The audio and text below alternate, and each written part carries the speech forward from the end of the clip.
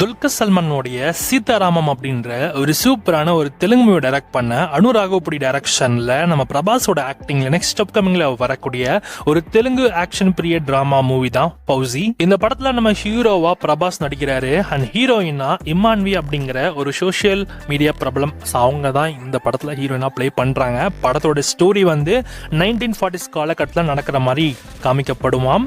குறிப்பா இந்த படம் 2 பார்ட்டா ரெடியா போதாம். ஸோ 2 பார்ட்ல இந்த ஃபர்ஸ்ட் பார்ட் அப்படின்றது ஸோ இப்போ ப்ரெசன்ட் நடக்கிற ஒரு ஸ்டோரி அண்ட் செகண்ட் பார்ட்ல நடக்கிற ஸ்டோரி வந்து அது வந்து இந்த ஃபர்ஸ்ட் பார்ட்டுக்கு முன்னாடி என்னெல்லாம் நடந்திருக்கும் அப்படின்றத அந்த ப்ரீக்வலா அந்த செகண்ட் பார்ட்ல ஃபுல்லாமே அந்த ஸ்டோரியை தள்ள போறாங்க. அண்ட் இந்த கதையில நம்ம பிரபாஸ் வந்து ஒரு பிரிட்டிஷ் ஆஃபீஸரா இருப்பாரு அண்ட் குறிப்பா இவர் வந்து ஒரு போர் வீரனாகவும் இருக்காராம். அண்ட் இதுல வந்து முக்கியமான விஷயம் என்னன்னா நம்ம சுபாஷ் சந்திர போஸோடைய படை இருக்குல்ல, ஸோ அப்போ அந்த காலகட்டத்தில் இருக்கப்போ அந்த படையில அவரே வந்து ஒரு சின்சியர் ஆஃபீஸரா இருப்பாராம். பட் ஆனால் ஒரு கட்டத்தில் அந்த ஆஃபீஸர்ஸ்க்கு எதிராகவே வந்து அவர் ஒரு சம்பவம் பண்ணுவார். அந்த சம்பவம் என்ன, அந்த சம்பவத்தினால வந்த விளைவுகள் என்ன, ஸோ பிரபாஸ் வந்து அவர் பண்ணக்கூடிய சில சம்பவங்கள் தான் இந்த படத்தில் கதைன்ற மாதிரி எக்ஸ்பெக்ட் பண்ணுறாங்க.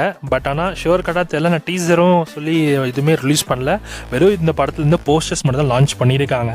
ஃபௌசி தான் இந்த படத்தோட டைட்டில். ஸோ இந்த படம் நமக்கு தமிழ் டப்பிங்கோட தான் வரப்போகுது, அஃபிஷியலாகவே அனௌன்ஸ் பண்ணிட்டாங்க.